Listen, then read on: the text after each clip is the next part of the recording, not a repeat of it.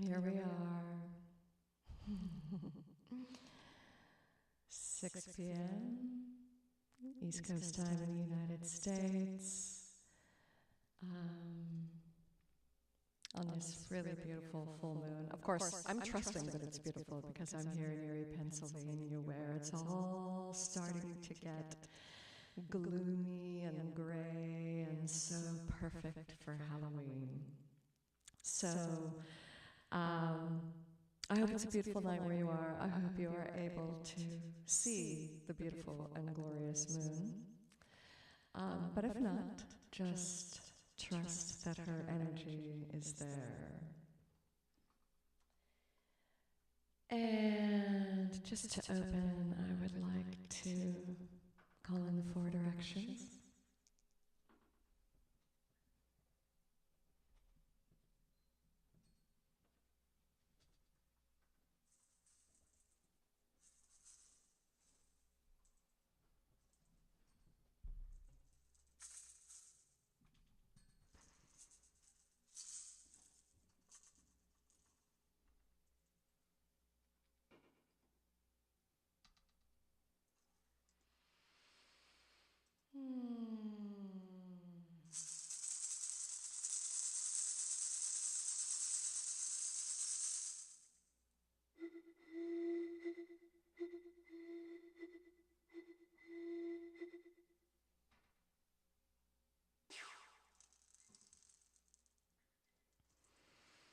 Ooh, such a mama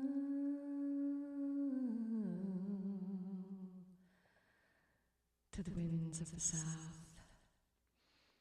Such a mama, come and wrap your coils of light around us. Teach us to shed our past the way you shed your skin all at once. Teach us to walk the beauty way. Beauty below us, beauty above us, beauty in front of us, beauty behind us, beauty on either side of us, beauty within us, beauty without us. Eu agradeço, nosso Pai Exu. Muito obrigada, Exu, para todas as portas que você abre para nós. Axé.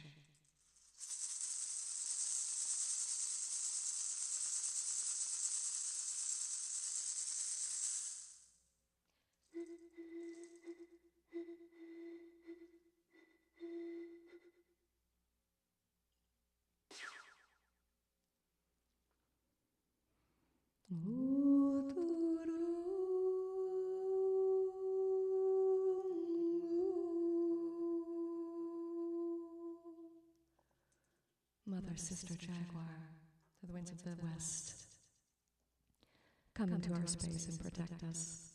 Protect us from any intrusive energies and entities that would work at cross purposes to our highest destiny.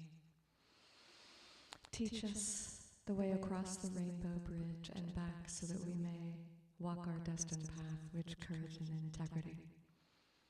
Aho.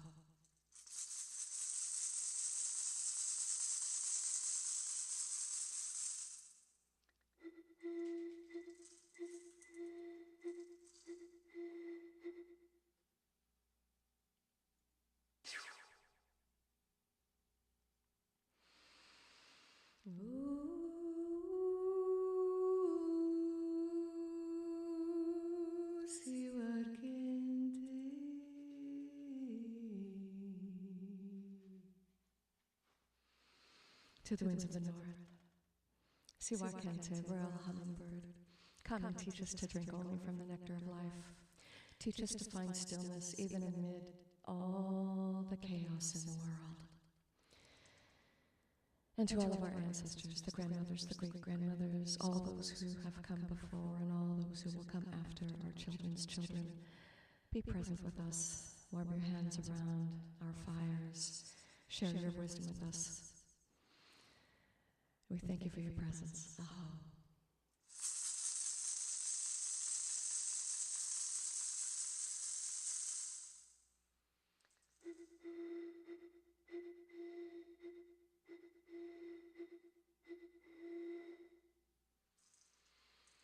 Ooh.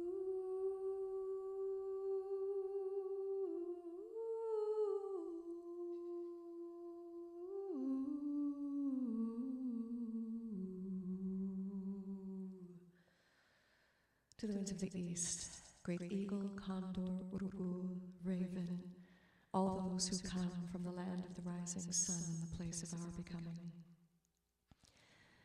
Help us to fly wing to wing with great spirit and hold us under your wing when we falter. Aho.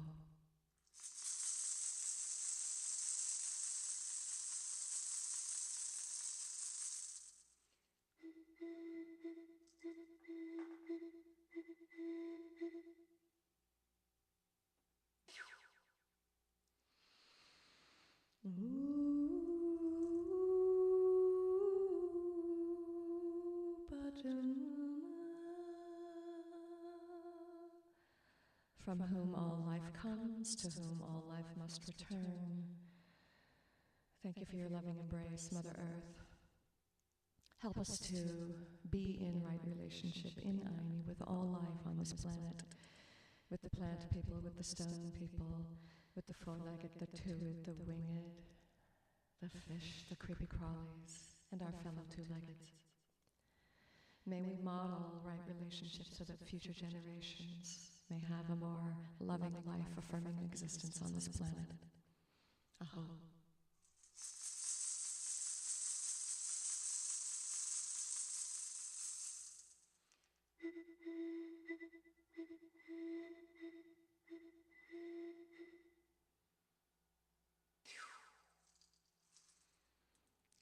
Father, Son, and Grandmother Moon, the glorious moon.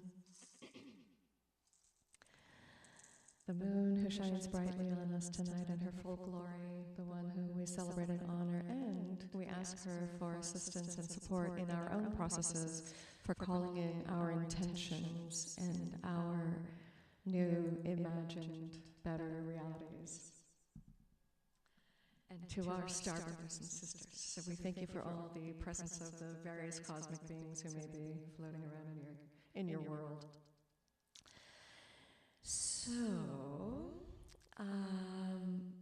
full moon reading tonight for the full moon just before Halloween here in October 2023. And if y'all have been feeling a bit of chaos, I can see it in the cards. So it does appear that perhaps things are going to slow down just a little bit for everybody. So let's hope that's true on a lot of levels. In the position here of just the present day, the asker, we have the Two of Pentacles, and she's coming up reversed. And so generally, when the Two of Pentacles comes up, she's generally all about trying to balance priorities. And when she comes up reversed, it may mean that we're not quite balancing our priorities, and perhaps there's some priorities and responsibilities that are slipping. And so I don't know if anybody's been feeling like maybe you have too many responsibilities and you can't keep up with them all. That certainly reflects, if that is your state of mind, the cards are reading that.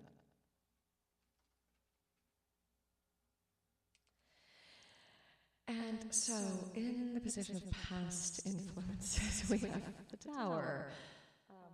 The Tower is reversed again. So, in this instance, the Tower, which normally is a card that signifies, chaos, upheaval, destruction, really massive and not necessarily pleasant transformations.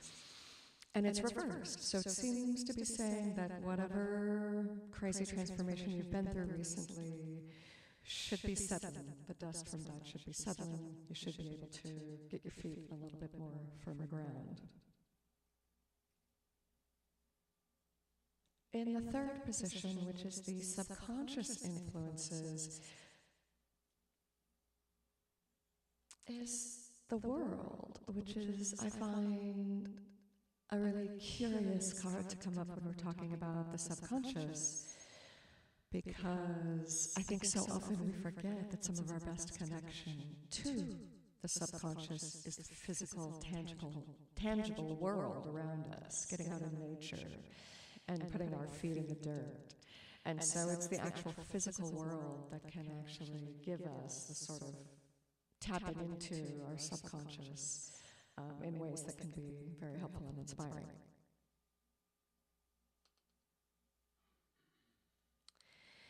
In the position of number 4, secret desires and wishes.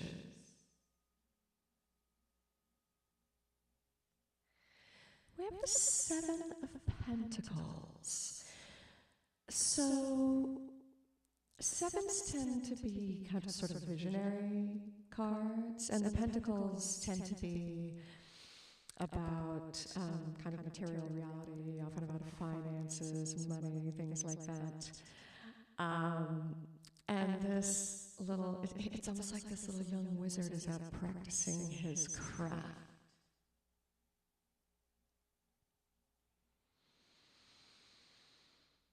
How curious that the secret desire and wish might be to tap into that tree of life, offer our crafts that we are developing in exchange for the fruits that we'll be rewarded with for contributing to our communities in a positive way. That's what I'm seeing. I don't know what anybody else might see in that card.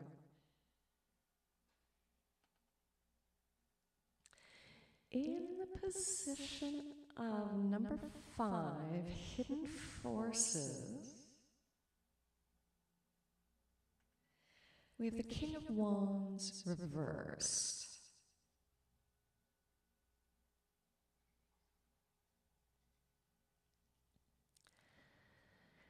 So the wands tend to be about action, and the kings tend to be about sort of responsible role model, father figure type people. And it is coming up reversed, so I'm going to just actually consult one of my books to see what this, I can see that, the children are just clinging to him.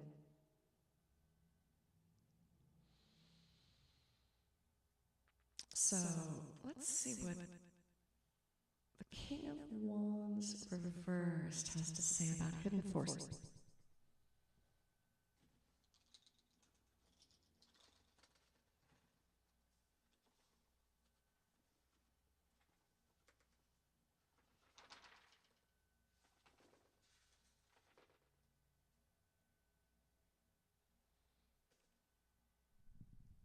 When the King of Wands comes up reversed, the tarot may be telling you that you may have become too closely identified with a type A personality, someone who's maybe too much of a doer. Perhaps you've been scattering your energies too much. I hope you haven't been alienating your loved ones by trying to do too much.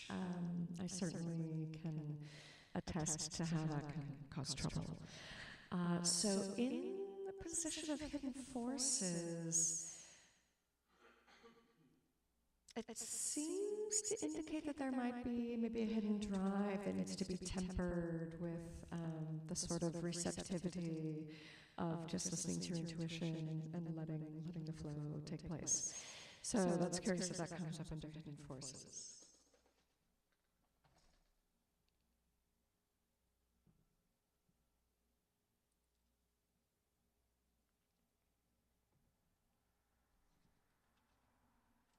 So in the position of number 6 of events yet to come, we have the 8 of Cups. And, she's kind of a curious card, isn't she? She seems to be leaving a situation, and the cups tend to deal with emotions, and so it seems like perhaps she's rather abruptly leaving a situation, and perhaps there are some rather strong emotions affiliated with that situation that she's leaving. So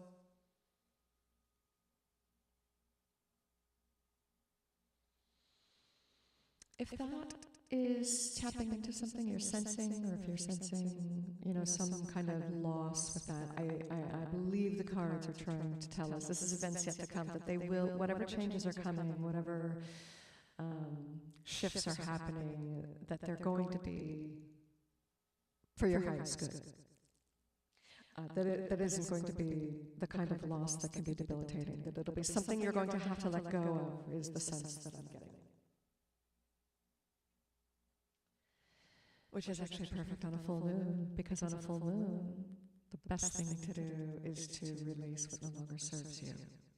Just like the great serpent asks us to do in the south of the medicine wheel. Oh boy, so in the surrounding environment and the position of number 7, I just glanced over at what card it is. It's the devil. And, you know, the devil generally has to do with addictions, with toxic behavior patterns, like shadows that are really we're not wanting to face, that are coming out in very ugly ways. So I would just like to urge you all to be gentle on yourselves, be gentle with your loved ones and the people that you share community with and share home with. And maybe even just let them know if you are going through some sort of, emotionally up and down sort of time, just to sort of say, hey, I'm running a bit thin, so that you don't end up having altercations. So tread lightly. We are moving through the time when the veil is the thinnest, and so if there are any unresolved dynamics going on, they can become quite tender right now.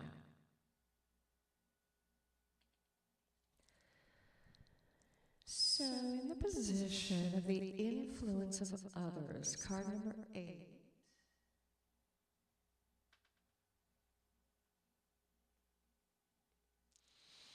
Is the Four of Cups. And the interesting thing again about this particular depiction of the Four of Cups, similar to the one we were just looking at before, I think it was the Eight of Cups. She seems to be saying a bit of like farewell. I don't need this anymore. I don't want this anymore. I'm bored with this. So if you are finding that you are a bit bored with life, see if there's one thing you can remove from your current situation and replace it with something that is more joyful and life-affirming. So yes. Oh, so that's interesting. That's in the position of number 8, the influence of others. I'm curious what that might mean in more detail.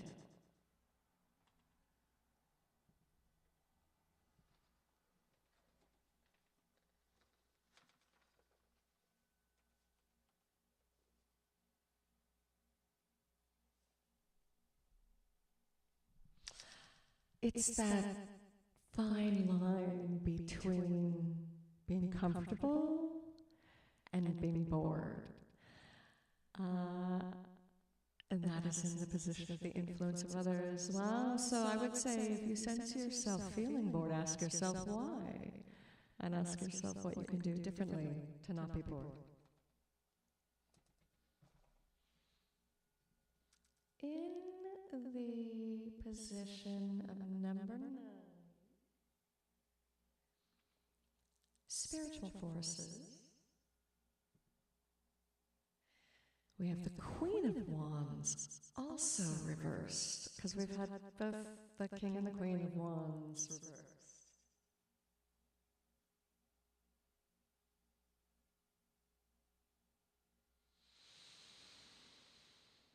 She does appear to be quite the pagan huntress sort of person. And this is coming up in spiritual forces, and she is coming up reversed. So I wonder, for those of you who have affinities for a sacred entity like Yansa, or any of the sort of female warrior goddess archetypes, if you have a kind of relationship with that archetype, and a card like that comes up, for me, I read that as, ooh, it's time to temper the influence of her in whatever situation I'm facing. So if Yansa tends to be very quick to temper, then I need to recognize, oh, the cards are telling me, don't let that take over what's going on right now. So that's in the position of spiritual forces. So yes, please cultivate your inner warrior spirit, but don't let it dominate your life. And for our final outcome, for the final outcome, we have the magician. And the magician is the one who learns how to develop the skills and how to develop the knowledge of the physical world around us and the elements, and how to combine those into magical expressions of creativity. So, that's where we are on this full moon. Which brings us to the little mini fire ceremony we're going to do now. So if that reading has prompted you to really reflect on what is it that you need to release so that you can create space in your energetic field to call in a new version of yourself.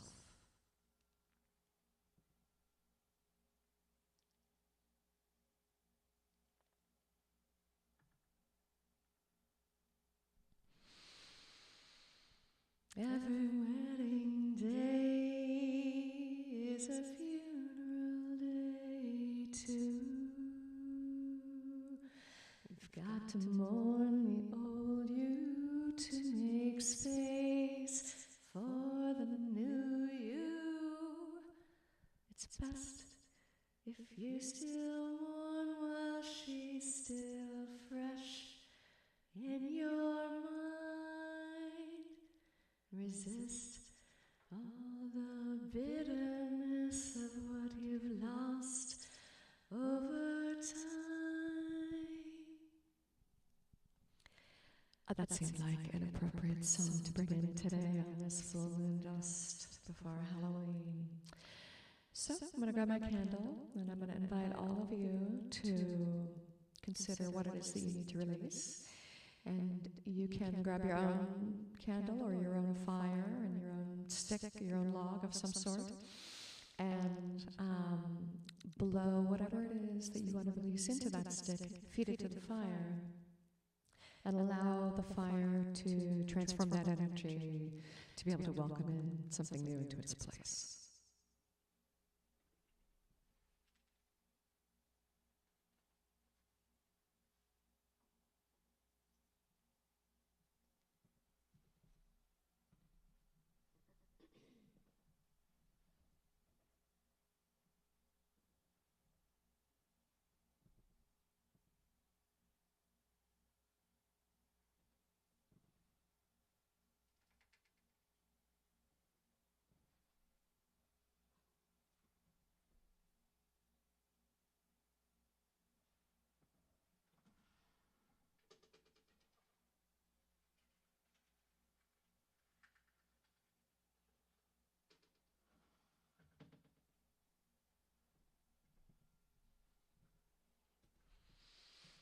I'm going to use just a little toothpick.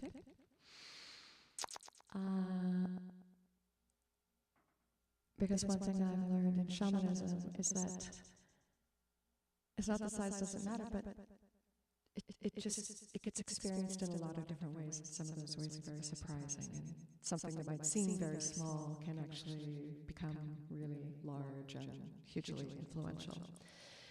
And so whatever stick you have, whether it's a little toothpick or a skewer or a log, whatever it is, blow what you want to release into that stick. Feed it to the fire. And what I'll do is I'll sing a traditional song that we learned in our training that allows us to sort of call on the spirits of the fire to really alchemize whatever energy we're trying to release, whatever is heavy within us that doesn't serve us anymore, that the fire, we call on the spirits of the fire to alchemize that into something more life-affirming. And then we give all that back to the earth to be mulched into new life.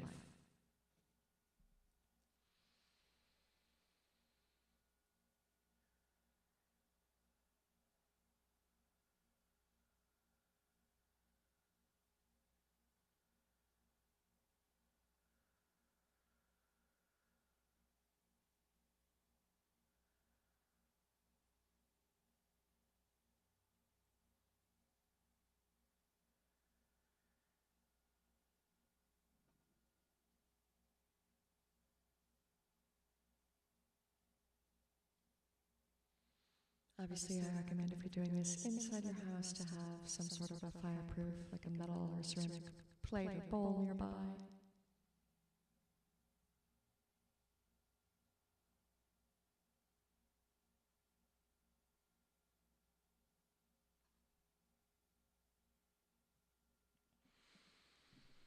And so as you're watching your stick burn in the fire,